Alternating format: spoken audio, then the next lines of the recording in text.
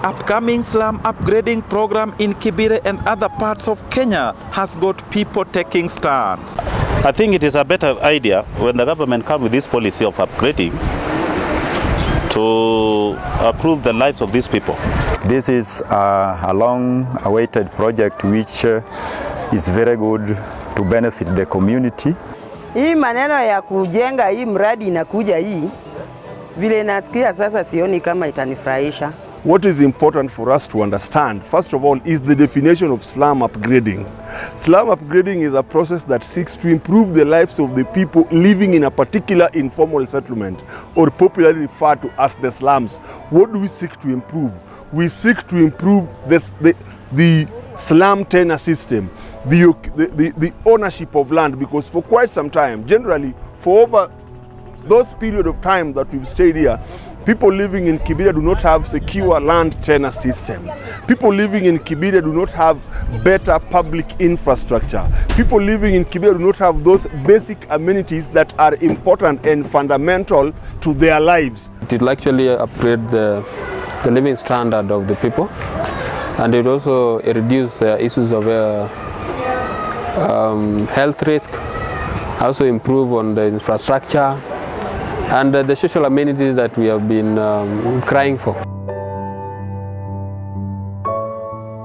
The past upgrading that started from Soweto East has been seen by a majority as a success, while others still complain on different other issues. Oh, this is not the first time that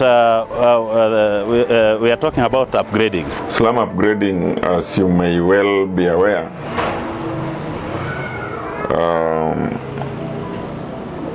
was initiated in 2003. When the project started in Soweto East Village, more people reluctant. They were very much reluctant, and they thought these houses were for free.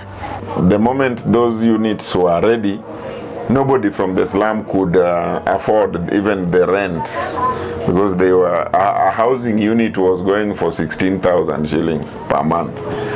Hata sisi hatukuwa tunajua kama tutafika mahali hapa.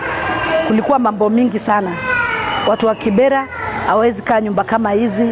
Watu wa Kibera hawezi kuwa ndio wanajengewa.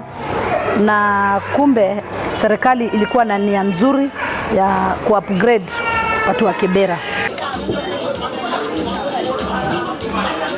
Kenen took an initiative to talk to different stakeholders on what they feel and think about the upcoming slum upgrading for Soweto West. Once this improvement of people's life is done, we are very sure that a lot of things are going to change. One, infrastructure. We are going to access electricity. We are going to access clean, safe and affordable water. We are going to have improvement of life, and even as a result of upgrading process, people will own these houses. So to me, that is something that must be written home. But what we must actually guard against is this thing that there are some few people who want to position themselves in a way that would mislead the people that they own that process. We know very well that the government of Kenya will also consider so many things in terms of mortgage prices, because they know, according to their statistics, that most people living in slum areas in Kibera, they live less than $1 per day. The idea is good, and they welcome it. But there are just concerns of how the engagement of the people, the participation of people is being done. Because if you look at people who are actually fronting this, or people that have been mentioned to be proposing this, or sharing this information to the people are politicians. Some people are not comfortable working with these political parties officials, and people who does not actually represent their interest. Different Kibera leaders had different opinions. Landlords and tenants also had something to say. Us, we don't support, because people will stay here for nothing. People will stay here, we are the one who's going to pay that rent, availability of that rent. We don't support that. Mimi niko kama hapa ndio mahali ambapo nategemea, hapa ndio mahali familia yangu inapata mkate wa kila siku, na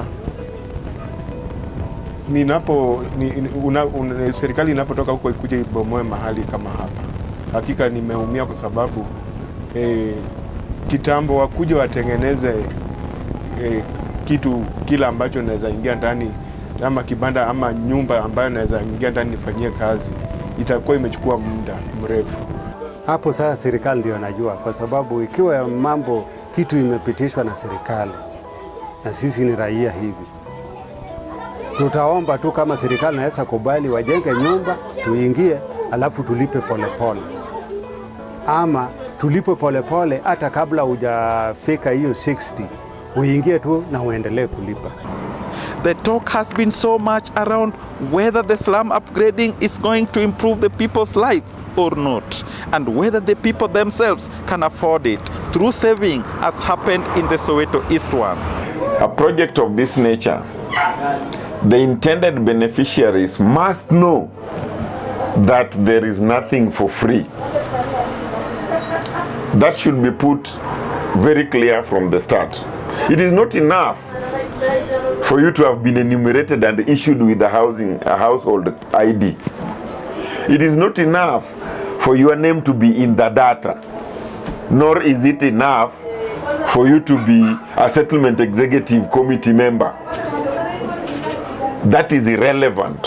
What will count is, are you saving money towards the ownership of the intended development? People are supposed to be educated on savings. So we are supposed to have saving schemes around here, so that as you are removed from the area of construction, you are told how you are going to save. These people don't have work, but these people are energetic. These people, they can do anything. So if the government is sincere, those people who cannot raise this minimum fee, let them be employed in the face of right from the stage of doing foundation up to the eventual handing over. And if people will be paid 1,000 bob, why don't we deduct 500 shillings every day, so that these people will have that minimum fee that is required, so that if people will be given probably like 20 years to pay for these houses, we can negotiate, because after all, monies that we are losing to corruption is so much money that we cannot say that if you cannot pay like 100k for you to occupy that houses, now you'll be denied a house. If you were to pay for 25 years, let's just push it with 5 years, so that we don't leave anyone behind. The idea is not to leave anyone behind, because once you leave some few people behind, people will move out of Kibera, go elsewhere and create another slum. You will not have solved any problem. Instead, you will have created another slum elsewhere. Hii ya 600,000, 100,000, mimi pande yangu siwezi. I don't afford. I can't afford that. I can't, never. Kama sio hivyo, wawache watu waishi. Watoto wengi watakufa, watoto watafanya umalaya. Sasa ile nimeenda nyumbani, nitawacha watoto wakihanga. Niambie kasi naye watoto wanafanya form 4 wanarandaranda. Mama yake ukitoka unamwambia kijana kuja uningojee hapa, naenda kutafuta kitu kingine. Mtoto anakaa hapa na ako na knowledge. Amesoma, ako na hata amefanya courses, lakini kazi hakuna. Sasa unataka sasa hapo mbele sukuma, sasa unaona sukuma yangu vile iko lelo. Atuusi, na wewe unataka niambia ni save nini? The persons living with disability did not manage to save enough last time, but are now very optimistic. Wenzangu wajipange kulipa nyumba, kwa sababu sasa imefika wakati hata hao watabeba mzigo kama wale wengine, sababu ile andi ni ya serikali, watalipa rent kama wale wengine tena. Hakuna mahali watapata compensation kwa serikali. Wajipange. Wanaposikia slum upgrading inakuja, kitu ningesema sana watu waelimishwe kabla ya slum upgrading kuja hapa Kianda na kingine. Waelimishwe kwanza, na watu wakuwe participate kwa hiyo slum upgrading. Tunaongea na serikali, hasa director wa slum upgrading, ni friendly sana. Tukamwambia peleka malilio yetu kwa serikali na akapeleka. sasa sisi tunalipa 5%. We also talked to the Settlement Executive Committee Secretary, Mr. Francis Omondi from Soweto East, to share some of the lessons learned that people from Soweto West could apply. It is not enough to say that you are in the Settlement Executive Committee as an official. It is not enough to say that you have been enumerated, you are in the data. It is not enough to walk around and say the government is building houses for us. What will count is what are you doing towards achieving that house. What government must do even prior to doing this slum upgrading, the government must have adequate data of people who are living here with all the dynamics that revolves around this. This data will inform them how many people cannot afford 500 shillings, how many of these people cannot afford 1,500, and how many of them can afford 2,000 and beyond, so that we design these houses in accordance to the income of the people. Government of Kenya has got its own structure of doing any kind of project. So maybe it is a fear that someone somewhere can have that for the good work I'm doing for sensitize the community is not good for them. But it is very important, but because that one is the work which should be done even by the government of Kenya. They should go to business people, the business community, the informal schools. They should go to the tenants and the landlord. They should be addressing the issues and they used to be taken seriously, so that by the end of the day, nobody is left in this exercise. The simple secret is save, save, and save. Owino Joshua, Kenen, Kibera.